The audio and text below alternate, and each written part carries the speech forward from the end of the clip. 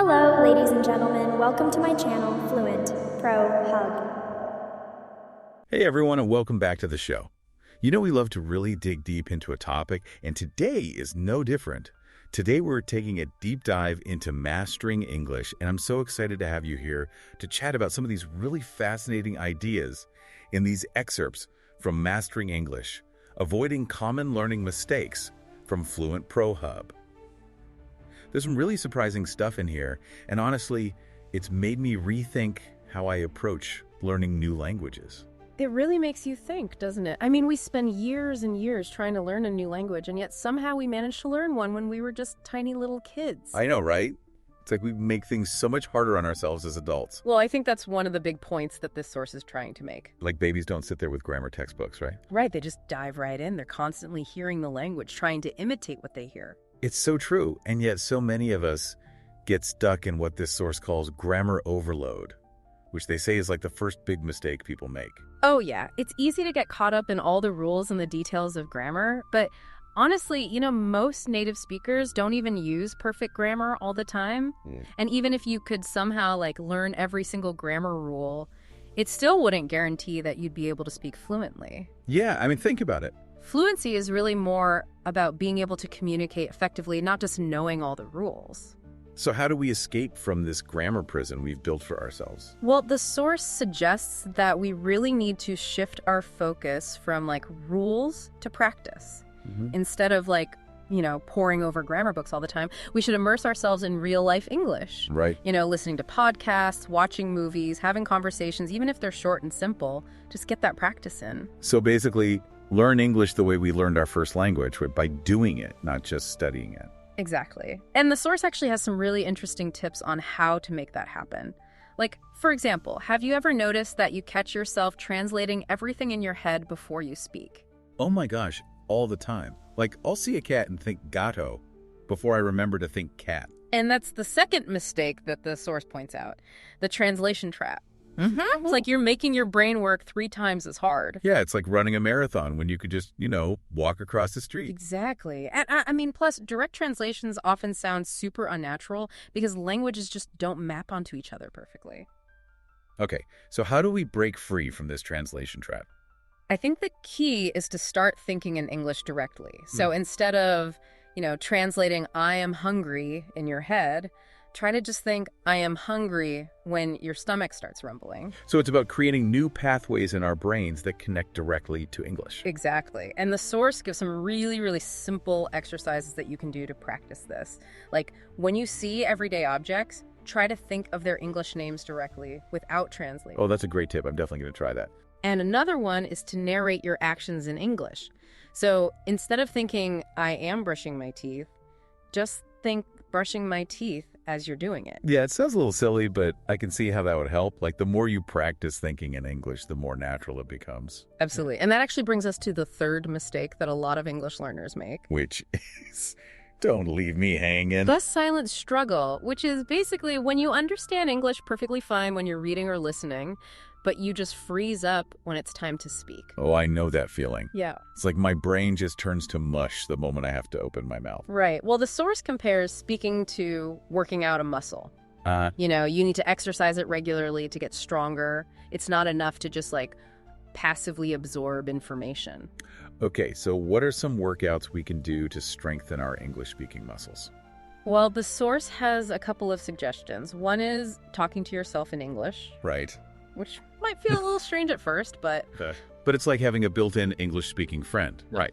Someone who's always up for a chat. Exactly. And it helps you get more comfortable with forming sentences and expressing yourself in English without the pressure of an audience. They also recommend recording yourself speaking English and listening back. It's like having your own personal language coach. It is. It's a really good way to identify areas where you might be struggling and to track your progress over time.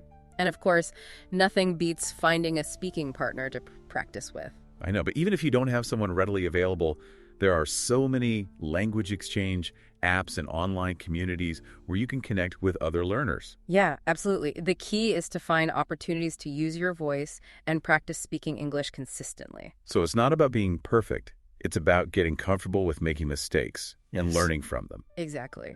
And speaking of mistakes, that actually leads us to the fourth and final mistake that's highlighted in the source. The dreaded fear factor. I was waiting for this one.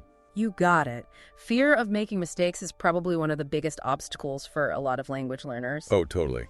I used to be so terrified of saying the wrong thing that I would avoid speaking English altogether. Yeah. Well, the source poses a really interesting question here. What if we had been afraid of making mistakes as children? Would we have ever learned to speak our native language? Wow. Right. I mean, it's true. Kids are fearless when it comes to language. They just keep trying, even if their words come out all jumbled or grammatically incorrect. They learn through trial and error, and that's how they eventually master their native language. So the takeaway here is to embrace those mistakes as part of the process. Yes. Mistakes are proof that you're pushing yourself, that you're trying to grow.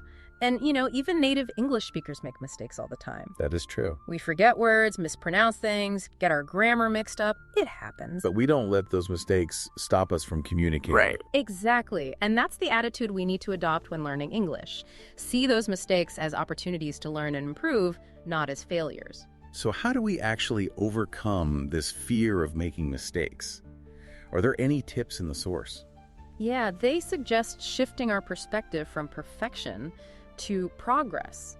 So instead of aiming for flawless English from the start, focus on the small wins, the little improvements you make along the way. So instead of beating myself up for not sounding like a native speaker, I should celebrate the fact that I can now have a basic conversation or understand a movie without subtitles. Exactly. Those are huge accomplishments, and acknowledging them can really boost your confidence and your motivation to keep going. So it's about celebrating the journey, not just the destination. Exactly. And remember, fluency is a lifelong pursuit. There's always more to learn, more to explore, more ways to refine your skills. I feel like we've covered a lot of ground already, but I feel like there's still so much more to unpack here. Yeah, and I think we've only just scratched the surface.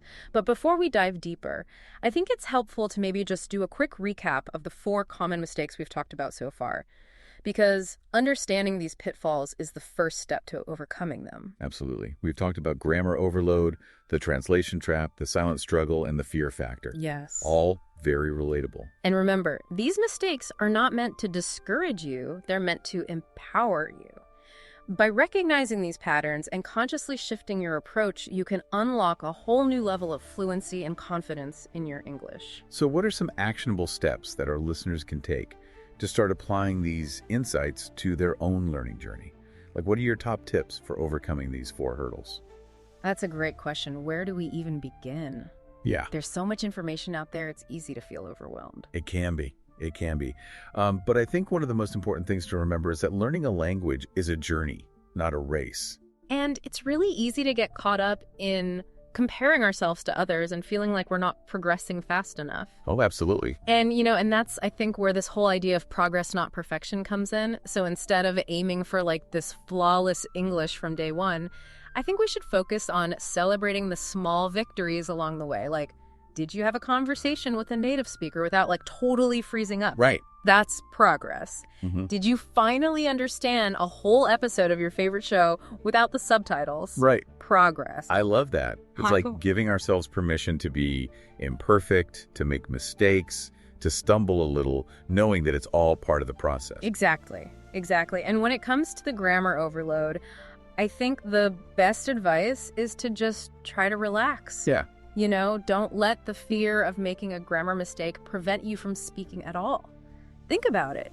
When you were learning your first language as a child, you probably made a ton of grammar mistakes. Oh, for sure. But that didn't stop you from talking. No one expected me to be a grammar expert when I was a toddler. No. They were just happy that I was communicating. Exactly. So instead of getting bogged down in all these complex grammar rules, focus on practicing speaking in real-life situations. Find a language partner, join a conversation group, or even just talk to yourself in English. Right. The more you use the language, the more natural it will become. Okay, so what about the translation trap? Any tips for breaking free from that mental gymnastics routine? Well, I think the biggest thing is just becoming aware of when you're doing it. So, like, once you catch yourself mentally translating, just try to stop and rephrase the thought directly in English. It might feel kind of awkward at first, but with practice, it becomes more and more automatic. So it's about retraining our brains to think in English instead of relying on our native language as a crutch. Exactly. And one really good way to do that is to surround yourself with English as much as possible. Listen to English music, podcasts, watch English movies and TV shows, read English books and articles. The more you immerse yourself in the language, the more your brain will start to think in English naturally. It's like creating this little English-speaking bubble around yourself, where you're constantly exposed to the language and you're kind of forced to think in it. Exactly. And that brings us to the silent struggle, which I think is often the result of fear and lack of confidence. Yeah. You know, if you're constantly worried about making mistakes, you're much less likely to actually open your mouth and speak. It's like that saying, perfect is the enemy of good. We get so caught up in trying to speak perfectly that we end up not speaking at all. Exactly. So I think the key here is to find ways to practice speaking in a safe and supportive environment. Right. Maybe that means joining a language exchange group where everyone is learning and making mistakes together, or finding a language partner who's really patient and encouraging. Yeah, and I think it's important to remember that everyone learns at their own pace. Oh, absolutely. Some people might pick up languages more quickly than others, and that's totally okay. Totally. There's no right or wrong way to learn a language. What matters is finding what works best for you and sticking with it. And don't be afraid to experiment with different methods and resources. Yes. There are so many amazing tools available now, language learning apps, online courses, YouTube channels, podcasts like ours. Exactly. The key is to find what resonates with you and helps you stay motivated. So I think that brings us back to our final mistake, the fear factor. How do we overcome that paralyzing fear of making mistakes and just start speaking? Well, I think the first step is acknowledging that mistakes are a natural part of the learning process. In fact, they're essential for growth. Right. Every time you make a mistake, you're actually learning something new. It's like that saying, you can't make an omelet without breaking a few eggs, right? Yeah, exactly. And I think it's also really helpful to reframe our thinking about mistakes. So instead of seeing them as failures, view them as opportunities for learning and improvement. So instead of beating myself up for saying the wrong word, I should see it as a chance to learn the correct word and expand my vocabulary. Exactly. And remember, even native English speakers make mistakes all the time. It's part of being human. That's so reassuring. It is. It really takes the pressure off trying to be perfect all the time. Exactly. So embrace those mistakes, learn from them, and keep practicing. Listening to you talk about all this is making me realize how much our mindset plays a role in language learning. Oh, yeah. It's not just about memorizing words and grammar rules. It's about having the right attitude and approach. Absolutely. Your mindset is incredibly important. Yeah. If you approach language learning with fear and self-doubt, it's going to be a much harder journey. So how can we cultivate a more positive and growth-oriented mindset when it comes to learning English? Well, I think it starts with setting realistic goals and focusing on progress, not perfection. Okay. So instead of aiming to become fluent overnight, break down your learning into smaller, more achievable steps. And then celebrate those small wins along the way. Maybe that means mastering a new grammar point, or expanding your vocabulary by a few words each day, or having a short conversation in English without feeling totally overwhelmed. I love that. It's about shifting our focus from the end goal to the journey itself and finding joy in the process of learning. Exactly. And remember, language learning is a skill, and like any skill, it takes time and practice to develop. Don't get discouraged if you don't see results immediately. Right. Just keep practicing, keep experimenting, keep pushing yourself outside of your comfort zone. So it's about being patient with ourselves and trusting the process. Exactly. And having fun along the way. Learning a new language should be an enjoyable and enriching experience, not a chore. We've talked a lot about the practical steps involved in overcoming these 4 common mistakes, but I think it's also important to address the emotional side of language learning. Oh, for sure. It can be really frustrating and discouraging at times, especially when you feel like you're not progressing as quickly as you'd like. Oh, absolutely. Language learning is totally an emotional roller coaster. Yeah. And it's really important to acknowledge those feelings of frustration and self-doubt and even fear. It's completely normal to experience those emotions, especially when you're stepping outside of your comfort zone. So what are some strategies for dealing with those negative emotions and staying motivated when the going gets tough? Well, I think it's really important to remember that everyone learns at their own pace. Right. And comparing yourself to others is only going to lead to discouragement. Right. Focus on your own progress. Celebrate your own achievements, no matter how small they may seem.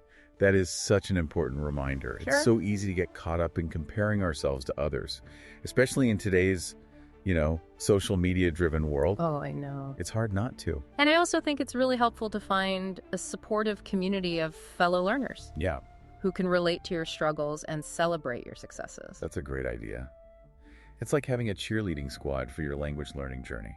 Exactly. And don't be afraid to seek out guidance and support from more experienced learners or teachers. Right. They can offer some really valuable insights and tips that can help you stay on track.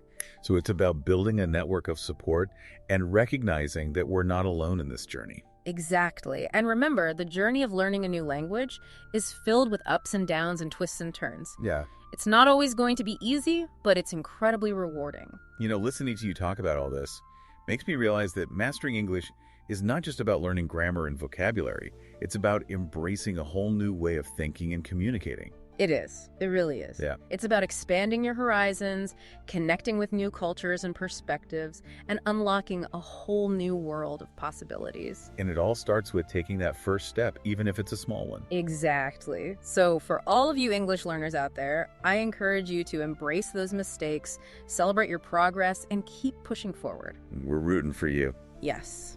And remember, the Fluent Pro Hub source reminds us that the most effective way to master English is to approach it the same way we learned our first language, through immersion, practice, and a willingness to make mistakes. It's about letting go of that fear of perfection and embracing the joy of the learning process. And with that in mind, let's move on to the final part of our deep dive, where we'll explore some specific strategies and resources that can help you on your journey to English fluency. Okay, so now we've talked about the mistakes, we've talked about the mindset, but where do we actually go from here? Yeah, where do we even begin? I mean, there's so much information out there, it's easy to get overwhelmed. It can be, yeah. It's like a jungle out there. But the good news is there are tons of amazing resources available to help you learn English. It's just about finding what works best for you and your learning style. Okay, so let's break it down a little bit. What are some of the most effective strategies and resources that you've come across? Well, I mean, as we've been talking about, immersion is really key. And these days, it's easier than ever to immerse yourself in English, even if you don't live in an English-speaking country. Right, we're not just limited to textbooks and classrooms anymore. Exactly. So one of my favorite ways to immerse is through podcasts, obviously. Of course. But I'm serious. There are podcasts on literally every topic imaginable, so you can find something that interests you and listen while you're commuting, working out, doing chores, whatever. It's a great way to train your ear to the natural rhythms and sounds of English. And you can pick up new vocabulary and idioms without even really trying. Exactly. Another great resource is movies and TV shows. Start with something that you've already seen in your native language, Right. so you're familiar with the plot, and then put on the English subtitles. And then as you start to understand more, gradually wean yourself off of them. And don't be afraid to pause and rewind if you need to. Oh, yeah, for sure. It's all about making the experience enjoyable and accessible for yourself. And speaking of accessibility, music is another fantastic tool. Listen to English songs, look up the lyrics, sing along. It's a fun and engaging way to improve your pronunciation and your vocabulary.